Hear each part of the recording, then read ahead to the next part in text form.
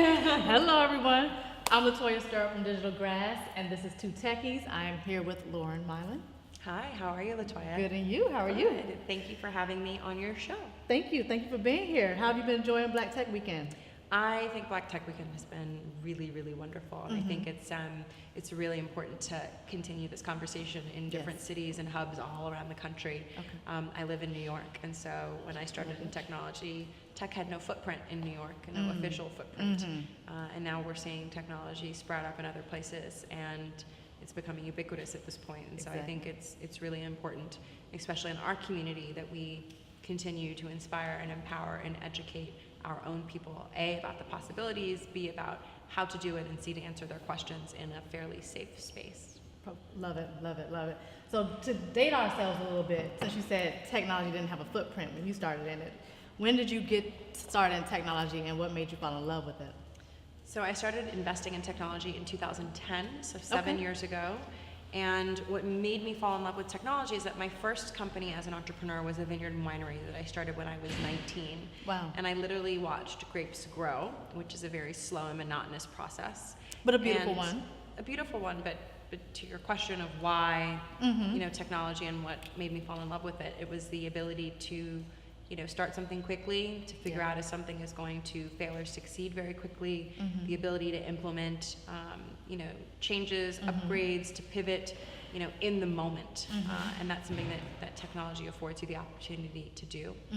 And, ultimately, if someone is going to create wealth, you have to have some sort of scalability. And so to be able to scale through technology was also very attractive and exciting. And how have you scaled since starting with the grapes and the winery?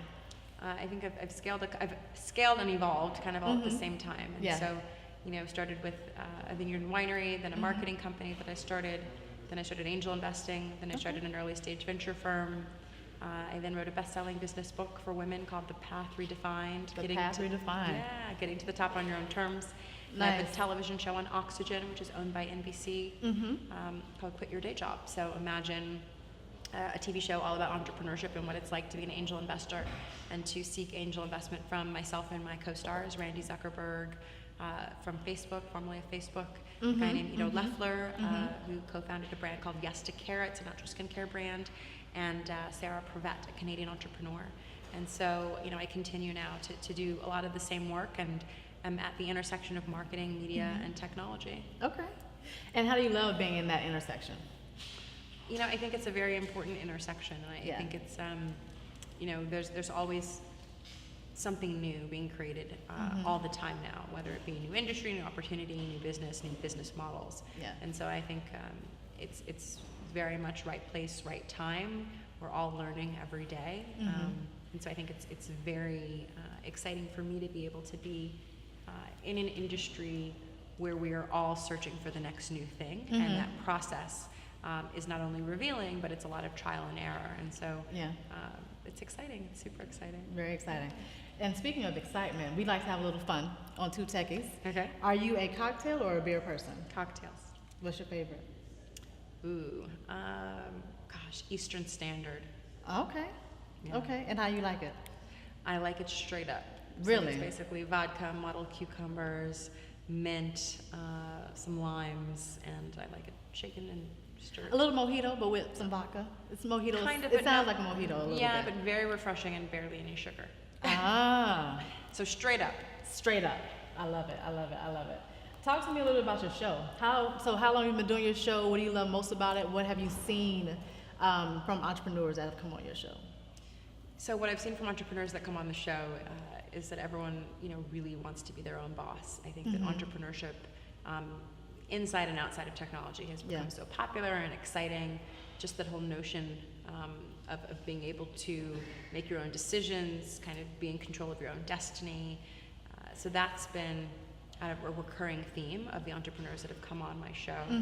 And I love the show. I think it's been really great to discover companies and to hear their ideas and to be able to really truly give them a once in a lifetime opportunity to work with us, whether we invest in them or not, but to work with us for a week in real life and to figure out their businesses. So it's almost like a business school for their startup on steroids. Like a really good boot camp. Yeah. Being a black woman in this space, how do you feel you're making an impact, and what sort of traction have you gained from being a Black woman in this space? So I think I've gained traction. I'm gaining traction with every day, I think, because it's an increased commitment to who I am professionally, and also to give back to the community. Yeah. And I'm sorry, can you just repeat the second part of your question?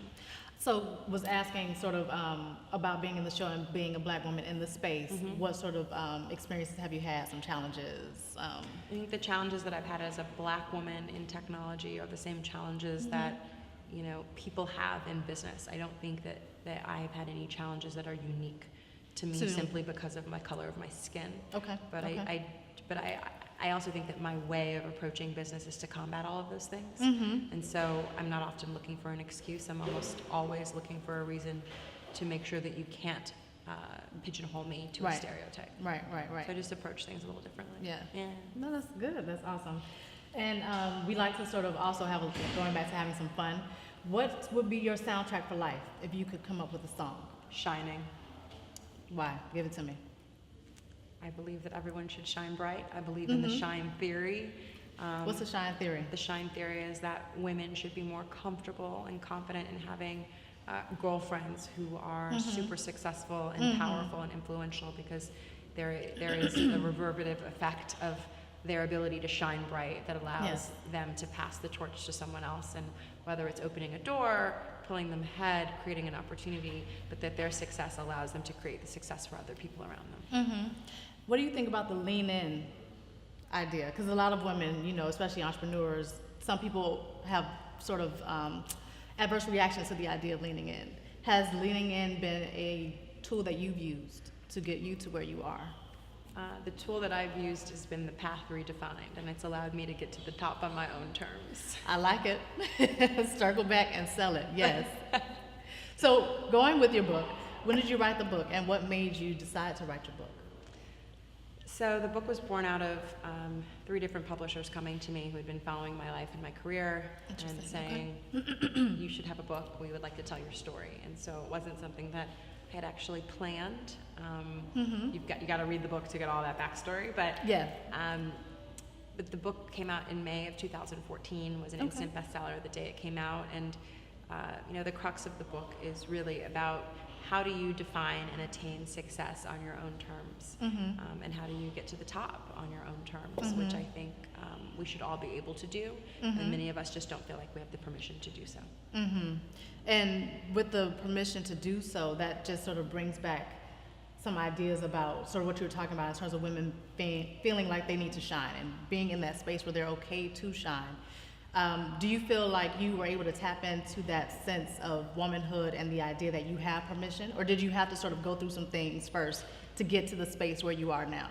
I absolutely had to go through things being life. I had to go through life and experience it to fully appreciate where I was going and why I wanted to go there. So we like to also do a little thing with all of our guests. Give me one word to sort of define who you are. Or your life mission. Fierce. A little bit behind why you chose fierce. Because you said I had one word, and that's the one I'm going with. That's the one you're sticking with. You're sticking with it. No problem. I think it's appropriate. I think it applies to every facet of my life. Yeah. Fierce, bold, relentless, persistent, badass, successful. All right. I think that's kind of all captured in fierce if I had only one word to use. Only one word to use. Okay. I'd also like to ask you another sort of fun question, just to sort of learn a little bit more about who you are. What would be your sort of movie or TV show that you feel best personifies and captures your life and who you are? Stay tuned. Stay tuned. Because more is to come. More is coming. More is coming. More is coming. More is coming. How would you define diversity and inclusion? What do you think about when you hear those 2 words?